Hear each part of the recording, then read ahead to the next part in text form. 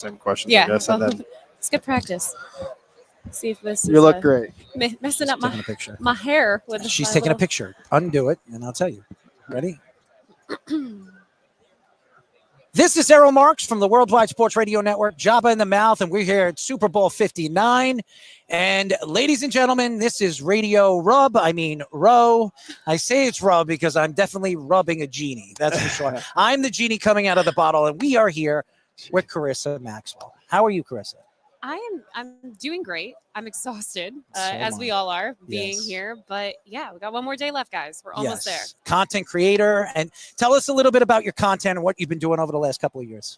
I mean, I've been doing a lot of things. I'm all over the place. I have been doing a lot of combat sports. Somehow I fell into that and I absolutely love it. I spent this past year with Professional Fighters League as their on-air personality. And now I'm here. Actually, I'm donating my time. I am volunteering to be here with the Sports Philanthropy Network, who works with athletes and leagues and industry leaders who have a lot of money and helps them promote their foundations and plan events. So they asked me to come, and I've just been interviewing some really amazing people here. All Not week. as amazing No, as this us. is a highlight. We are the highlight of your day. Highlight of Well, the baseball week. players are boring. So. Yeah, no, I'm not a okay. baseball player, but I'm definitely not boring. There's context to that. There's nuance. Yeah. So, Chris, we look at, obviously, we're here at Radio Row. You're doing combat sport. I actually do mixed martial arts. I have a black belt in judo, black belt in kempo. I box. I love combat sports. One of my favorite things when it comes to sports. I'm an enthusiast when it comes to figuring out who's going to fight who. I could be a promoter myself, but what I think is unique about mixed martial arts is that it's become transition. It's transcending with obviously the UFC. Now you have all these different fight organizations. And even where we're from, we have a lot of different amateur organizations trying to build their product. And now there's a lot of New York fighters coming out and trying to get into the UFC and all these other organizations out there. When you look at the fighting game and what Dana White has done for the UFC and what it's really transitioned from Pride to now where mixed martial arts is, there's a weight class now and you have to be in a weight class to fight a certain fighter in a weight class. What do you see has been the change in the growth of mixed martial arts? Well, I think it's grown a lot, but I think there's still a lot of things that need to be figured out. I mean, I talk to people and I say I work in MMA and they're like, "Oh, you work for UFC." And I'm like, "Well, they're not one and the same, right?" So it's kind of like breaking that stigma, if you will, that like the UFC is the creator of MMA, Which is not. It's not. It's not. I mean, you have the PFL, you now have the GFL, you have Combat FC, you have LFA, you have all of these other promotions. So I think what has been best for the sport is these leagues that are popping up while they are going through growing pains, and they're obviously not perfect and they're obviously not competing with the UFC as far as their growth. They're diversifying the sport enough to where it gives fans options to where you're not watching the same product just on a different network or with a different logo, right? The PFL, you have the point system. The GFL, you now have this team aspect of it. With Combat FC and LFA, they're kind of looked at as like these farm teams of getting fed into these bigger promotions. So I think that there's a lack of education, I guess, with talking to not even just MMA fans, but like casual sports fans. I'm like, no, you don't have to sit there and listen to Dana White. You don't have to sit there and listen to some of these fighters in the UFC now who have taken on this WWE model of like, I'm going to be the heel. Yes. And you're like, you know, how many times have you watched a What was the UFC fighter fight? who just said something about Bryce Mitchell. Yeah, apologizing for Hitler. Yeah, you know, that's kind of what I'm saying. Right? Yeah. There's a few polarizing fighters out there. How about Elon Musk going up there and putting his Hitler sign out there? So, Yeah. I mean, I've seen a lot of crazy things. It's definitely not something that was just a 45-degree. What's up, everybody? If that's 45 degree, I wonder what he does when he puts his hands in his pants. Okay, that's 45 degrees wrong way. I think he should just keep his hands up.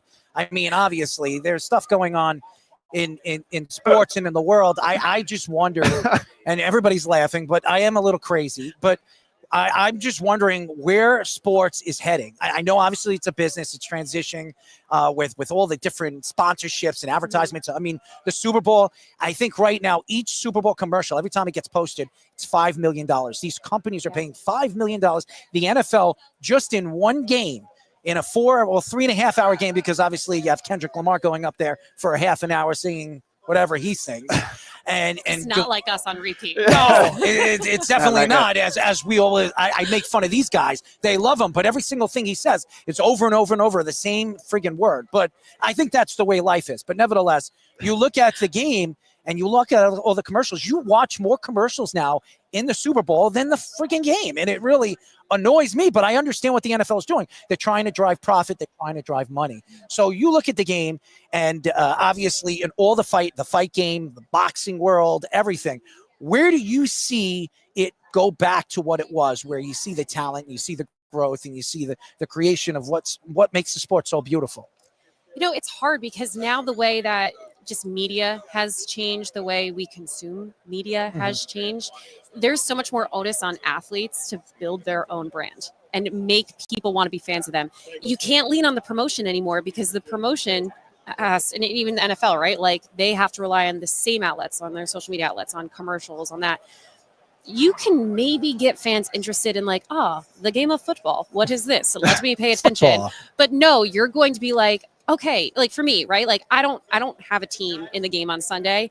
However, I went to Penn State. I love Saquon Barkley. Therefore, I am team Saquon Barkley, and he is on the Eagles. So I'm going to, I know I'm not supposed to say this, but I'm going to be cheering for the Eagles, right? They're pissed off about it. I am too. I'm so sorry for your loss. I'm actually happy that you're rooting for the Eagles because they're one of my teams too, yeah, so. Well, that and green Even though I'm a looks front so runner. much better on me than red, but that's another story.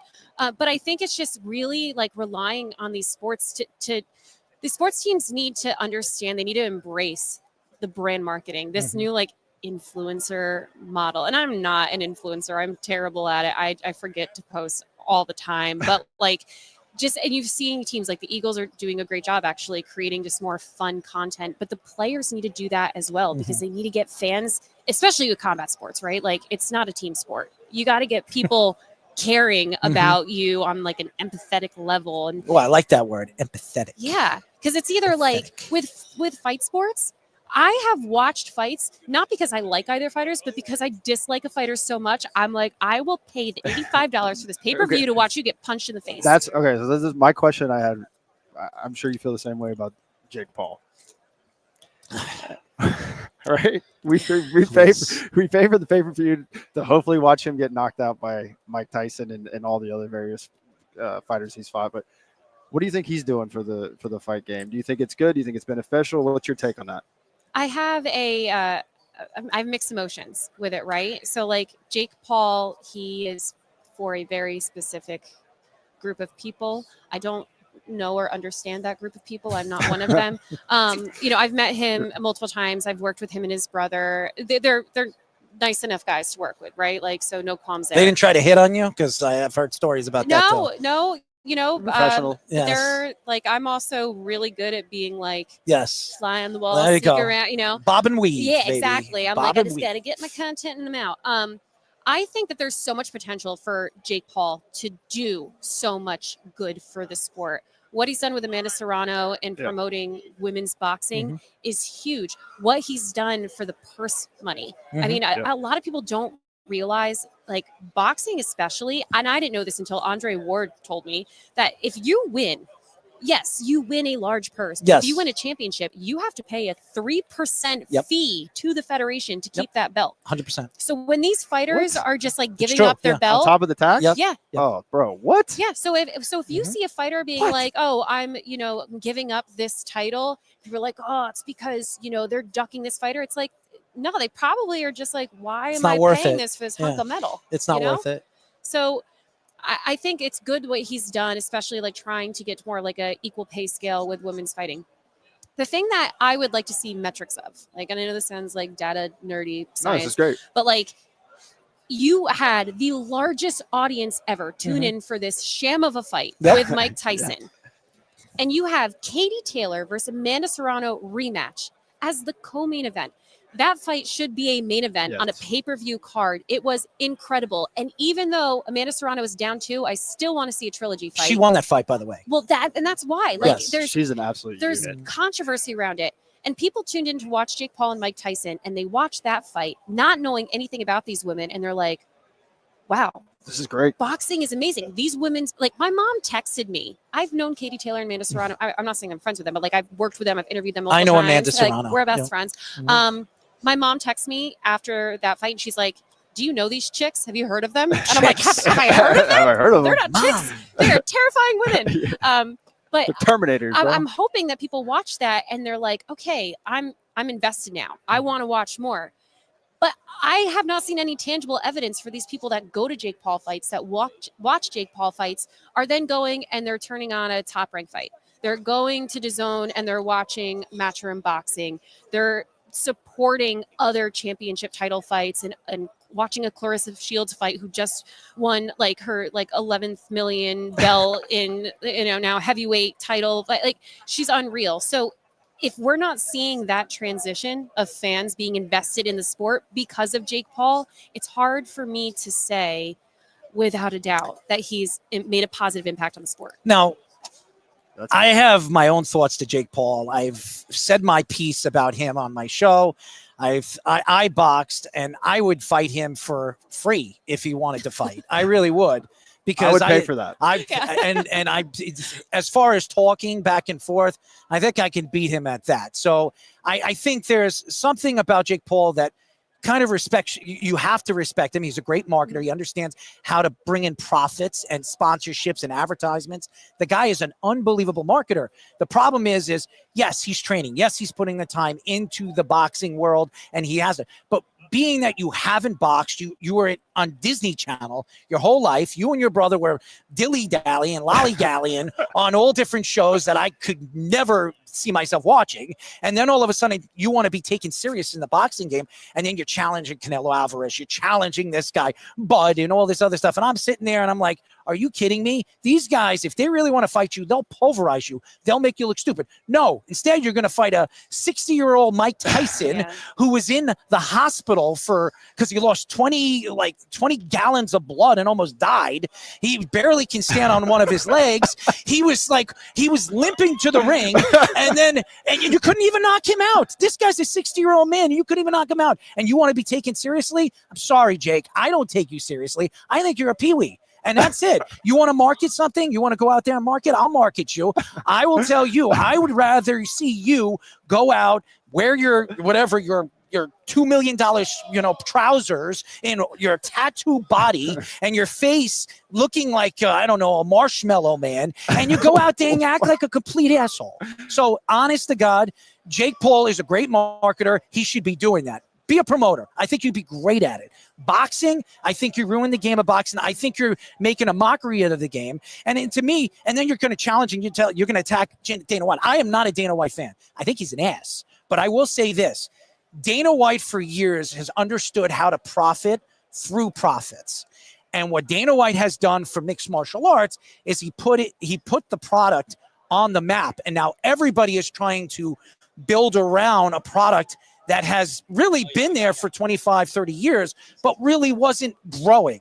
So Jake took that and he took his profits and his name and whatever he's doing on YouTube, fighting rappers and challenging rappers and beating up people for their girlfriends or kisses or sleeping. I have no idea.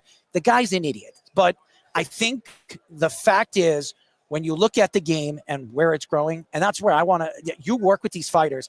I know guys, I've trained with Frankie Edgar. I know Kenny Florian. I know all these guys. I know Clay Guida. I train with these guys. I know all about them. These guys are real fighters. These guys, they eat, sleep, shit, mixed martial arts. And then he has the balls. What is it? John Jones. All right. And listen, by the way, I can tell you some things about John Jones that you probably don't know.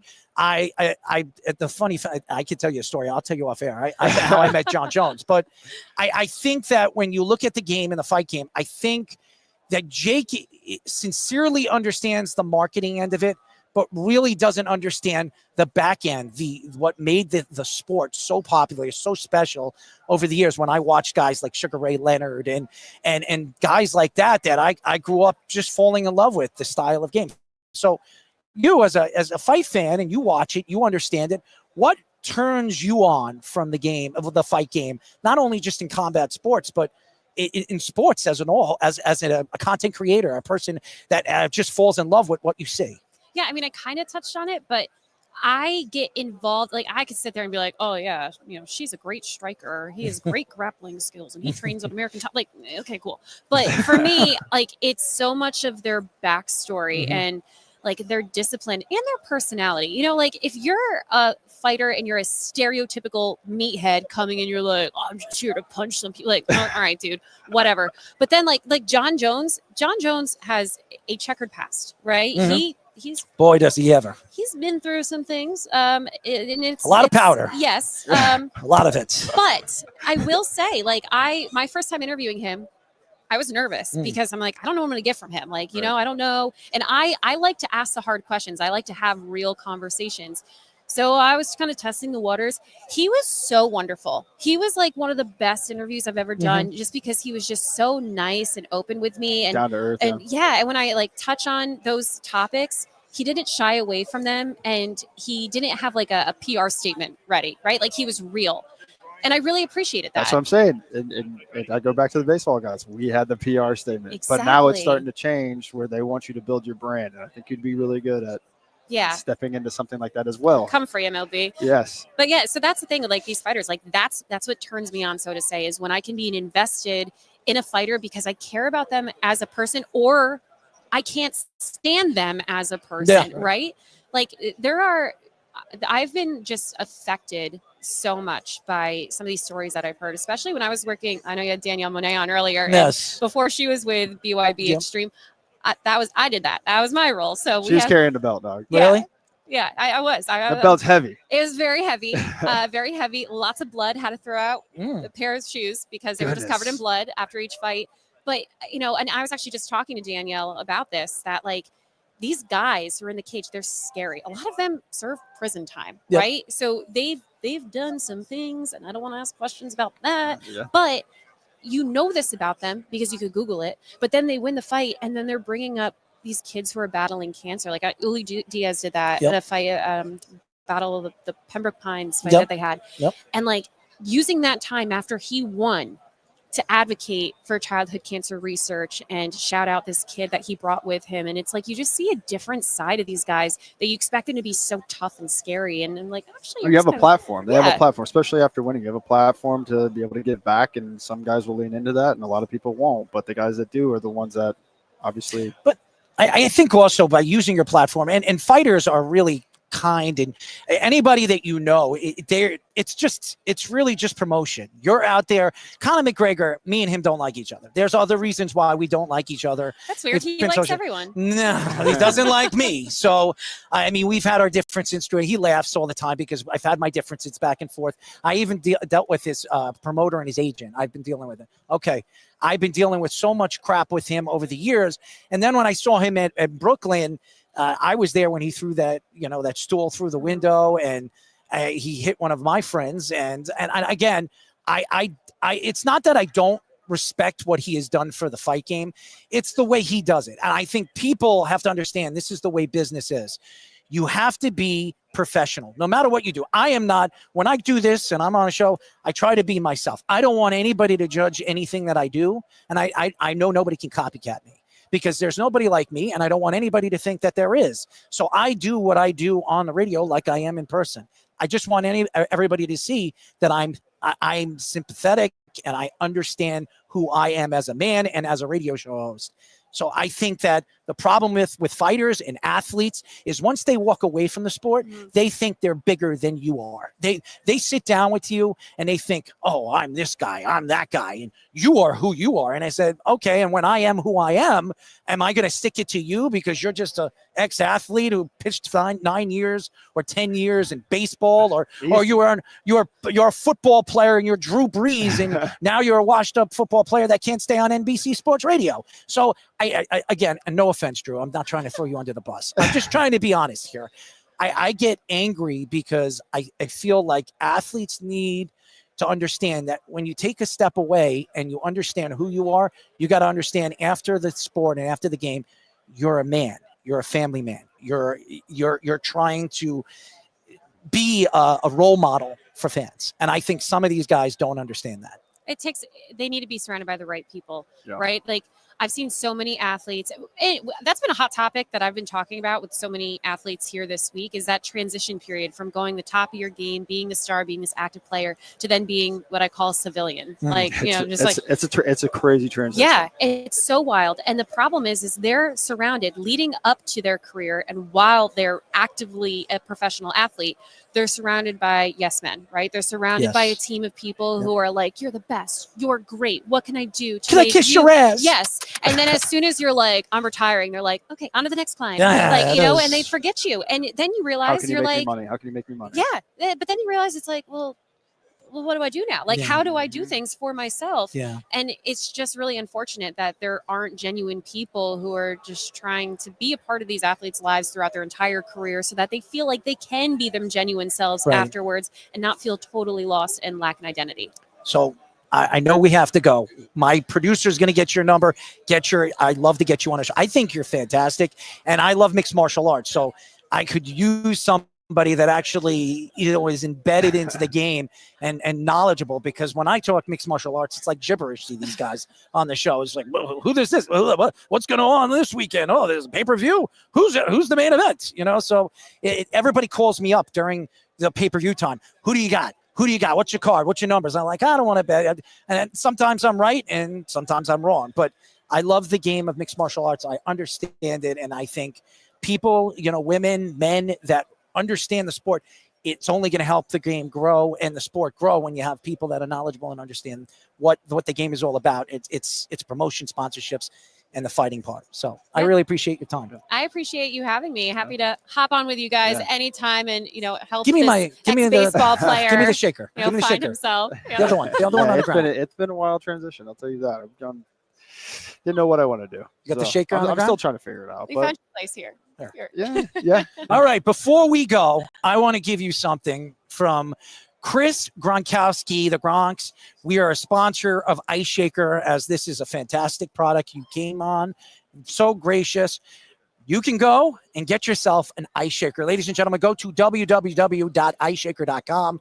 If you spend over $50, it's free deliveries. You can get all different ice shakers, from Kansas City to the Eagles to damn well Nick Diaz's poster child, middle finger up. If you want to get it special made, all you got to do is go to www.iceshaker.com. Carissa Maxwell, ladies and gentlemen. A round of applause. Golf clap. Speedy golf clap. Golf clap, Speedy. Are you lost? Are you in a... Hello? All right, ladies and gentlemen, we'll be back after